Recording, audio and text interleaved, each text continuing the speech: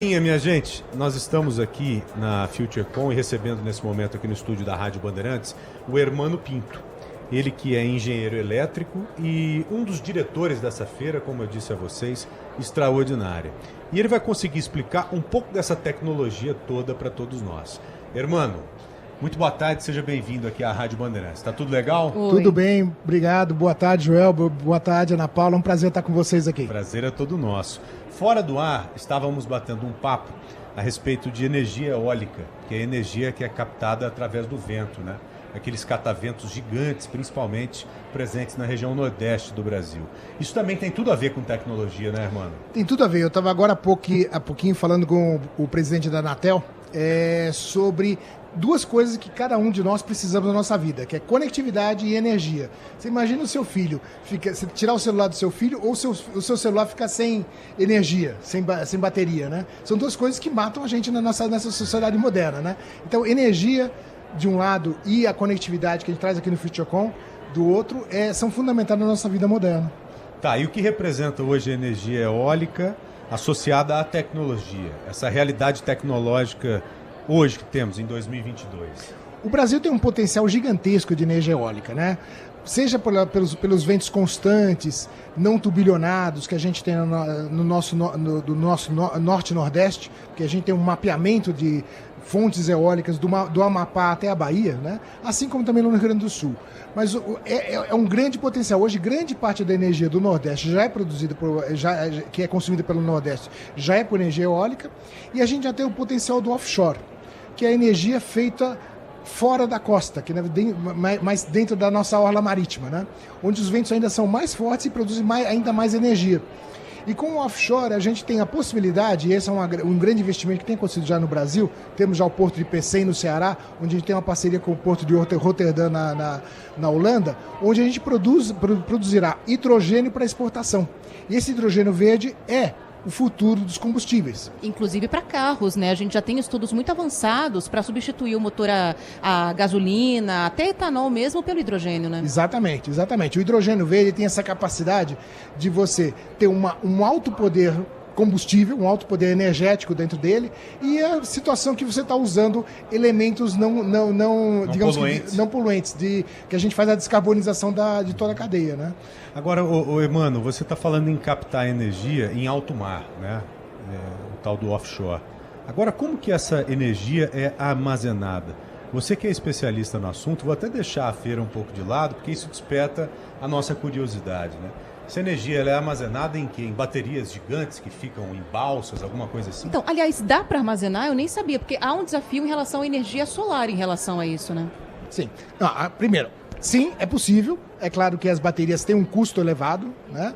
Agora, o que a gente fala é que a gente usa um termo dentro do setor de energia, né? Que é o grid de energia. A gente tem que jogar essa energia dentro da grade de energia para que isso efetivamente possa ser usado. E a gente tem, dentro da estrutura energética brasileira, o Operador Nacional do Sistema, que é uma espécie de grande orquestrador de todas essas fontes de energia, e ao jogar dentro da grade, esse orquestrador de energia, o ONS, ele vai jogando essa energia onde é necessária. Então, na verdade, o grande elemento não é exatamente de armazenagem, mas de distribuição dessa energia é o ONS. Então, onde você precisa, você joga energia. O que é ONS? O ONS é um organismo ligado ao Ministério das Minas e Energia, que chama-se Operador Nacional do Sistema. ONS. Não, entendi. ONS. Entendi ONS. Achei que seria alguma parte de algum sistema. Não. Mas, pois bem, imagine a energia ela captada e armazenada em alto mar. Como que ela chega para a gente no continente? Através de cabos. Existem novas tecnologias que você pode também trazer através de micro-ondas. A gente tem essas coisas ainda, mas é um pouco ainda mais para frente, né? Mas através de cabos, né? O wireless, por exemplo? É isso aí. Energia modulada em wireless. Aliás, a gente ficou muito impressionado quando a gente chegou aqui, porque tudo que a gente viu que está rolando aqui nessa feira de encontros, de conversas, irmão, tem a ver com o 5G. Mas já estão discutindo o 6G. Isso, como exatamente. Assim, né? Já tem uma data para implementar? Em que pé que está Onde é que vai parar isso? Onde parar eu não sei exatamente, né? Mas efetivamente o que acontece, porque na verdade o próximo passo do 6G, a gente até vou estar moderando um painel sobre 6G amanhã, né? A gente trouxe um grande especialista brasileiro que atua pesquisador na Europa para falar sobre isso. O 6G, basicamente, ele traz alguma coisa mais que a gente chama de internet áptica, internet táctil, que você começa a sentir os objetos no mundo virtual. A gente estava falando do metaverso um pouco antes, né? Uma projeção no ar que você consegue interagir com ela. Exatamente. Você consegue mexer com ela, você consegue sentir algumas coisas, então você pode transmitir alguns sentimentos seus, tipo, gostou ou não gostou. Então você pode passar mais isso para ligado à inteligência artificial. Também. Aí você conecta, exatamente. Você falou da robótica um pouco antes, você conecta com a RPA, que é o termo que se usa para robótica, né? Que é a automação de processos por robôs, né? E por inteligência artificial. E a gente tem um elemento novo, que é a união da inteligência artificial com o que a gente chama aqui dentro de internet das coisas, que é o AIoT, ou seja, a inteligência artificial mais o internet das coisas. E isso, na verdade, você tem dispositivos distribuídos dentro da rede com inteligência artificial embutida dentro deles, né? E aí eles começam a conversar entre eles, né? Não é nada de Terminator, como com Schwarzenegger, né? Mas para a gente passar a ter isso de uma forma mais presente, fazer parte do nosso cotidiano, isso deve demandar décadas, talvez, ou nem tanto? O 5G, nós estamos começando o 5G. Sim. A implantação do 5G integral no Brasil vai acontecer, segundo o cronograma da Anatel, até 2029, né? Até chegar até o último rincão brasileiro, né? O 6G está sendo trabalhado porque sempre a gente trabalha um passo à frente, né?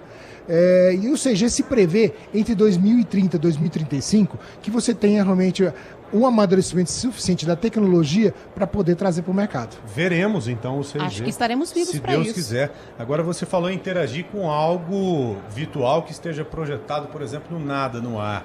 Será que dá para pensar em um parceiro ou em uma parceira virtual no futuro? Inclusive o tema amanhã, a gente vai passar por umas questões éticas que passa por isso, sim. Né? Porque você pode criar no metaverso um parceiro, uma parceira virtual. Você faz lá sob medida para o que você quer. Exatamente. Já tem filme de ficção científica que falou sobre isso, que você trabalha, né? Que eles criam um holograma, né? Que basicamente está associado ao 6G, né? Haverá uma limitação ética, é isso? Porque na verdade, como é que é a relação? Hoje já se discute. O robô, ele pode trabalhar para a gente da forma escravizada que ele tem? Hoje já se discute isso, né? Se você der consciência de inteligência artificial, até que ponto que ele deve ser um escravo nosso? Né? Que loucura. Isso é sedutor mesmo. Não é Hollywood, gente. É vida real mesmo. É difícil de você imaginar uma realidade como essa, né? Agora, Hermano, vamos falar um pouquinho da feira. Né? O que representa a feira? O que significa a FutureCon? Bom, o FutureCon é um grande encontro do ecossistema de telecomunicações e tecnologia da informação. Né? Aqui a gente tem empresas que são prestadores de serviço, a gente tem fornecedores de soluções, e o que a gente tem trazido cada vez mais, desde quando o 5G já apontava, aponta o elemento corporativo, né? Aquele cara que faz uso da conectividade para melhorar sua eficiência, para melhorar seus processos, para melhorar a previsibilidade do seu planejamento. Então, todas essas partes estão aqui representadas dentro desse ecossistema, e a gente tem, claro, o parquinho de diversões dos engenheiros, né? Onde a gente tem um monte de tecnologias extremamente complexas que estão aqui dentro, mas também aquelas aplicações que servem tanto para o público geral. Vocês viram aqui que a gente tem algumas áreas de conteúdo, falando de NBA e assim por diante, né? Assim como também a gente tem outras áreas que são mais associadas à prestação de serviço no que tange ao mercado de agronegócio, como você comentou também, a indústria de saúde, né? A gente tem uma grande exposição aqui sobre a questão do Instituto de Radiologia do HC. Então, são várias coisas que a gente traz aqui, mostrando não só a tecnologia em si, mas a sua aplicação. Ótimo. No agronegócio é algo impressionante, né? Porque o agro, obviamente, estamos falando do campo. Algo que deveria ser distante da tecnologia. Mas não. Hoje não dá para você imaginar o agro de ponta mesmo, sem essa tecnologia toda. Por exemplo, há máquinas que fazem um mapeamento instantâneo e fazem a distribuição de adubo de acordo com a demanda do solo naquele trecho, naquele talhão. Como a produção fica mais econômica e mais efetiva, né? Eficaz, né? Exato. E contribui, consequentemente, também com a preservação do meio ambiente. Exato, é o que a gente chama da agricultura sustentável, né? No sentido de que você economiza água como um recurso, por exemplo, para a parte de necessidade e demanda de água, os defensivos agrícolas, você usa só o que for realmente necessário, e aplicado ao tipo de praga ou de solo que você tem também. Então, tudo isso com inteligência artificial você consegue levantar. E associado ainda, você tem uma garantia ao consumidor. Por exemplo, se você tem uma produção, nós temos um caso de um produtor no Mato Grosso do Sul que exporta soja para produção de shoyu lá no Japão. O cara que está comprando a soja para o Japão, ele tem interesse que aquela soja realmente tenha sido produzida nos padrões de qualidade.